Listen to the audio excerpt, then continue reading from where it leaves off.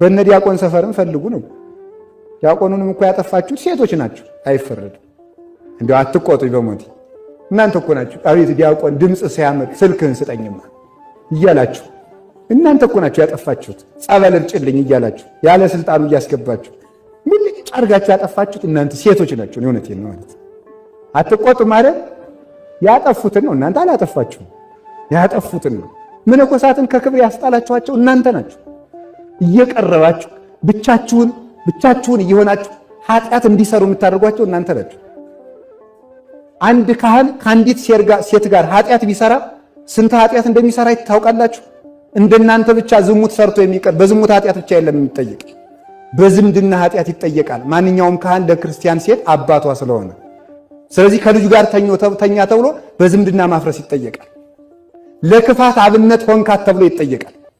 ለክፋት አብነት ሆንካት ተብሎ ማለት ከካህኑ ጋር ኃጢአት ከሰራች ከሌላ ጋር ኃጢአት ለመስራት ምንም ገደብ የላትም። እዚያ በኋላ እነ ቄሴና አባ እኮ እንዲያደርጉ አይደል እያለች ማለት ተጨምራ ንስሐ እንዳትገባ መሰናክል ይሆናታል ማለት ከሌላ አባት እኮ እንዳትናዘዝ ይሆናታል።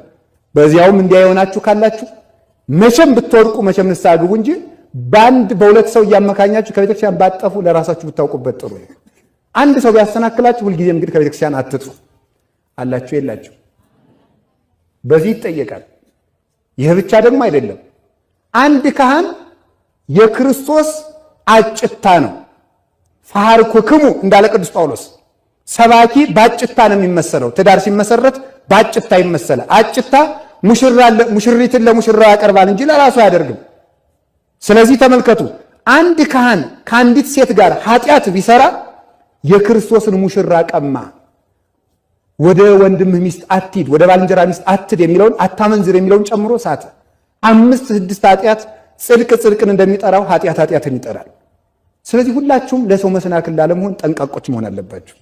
ከቃሉ ጋር ናችሁ። እግዚአብሔር ከሁላችን ጋር ይሁን።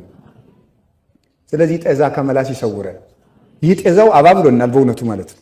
አሁን ጤዛው ብታዩት ቤተ ክርስቲያን እንኳን ሰው ትዕግስት አጥቶ መቅደስ ቀርቶ እንደሆነ አላውቅም እንጂ መቅደስ ነው እንደው የቀረው እንጂ ሰው እዚህም ሆኖ ኢንተርኔት ከፍቶ ለማየት ይፈልጋል።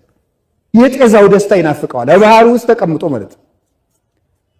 ባህሩ ተቀምጦ እውነተኛው የህይወት እንጀራ እየተፈተተ ቁርሳችሁን ታስታውሳላችሁ። እሑድ ሰው መጠጡን ያስታውሳል።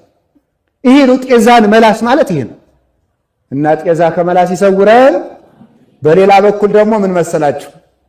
ጤዛ መላስ ደግሞ ጥሩ ሆኖ ይተረጎማል። ይሄ ሁላችሁ መጽሐፍ እንደዚህ ነው የሚተረጎም ማለት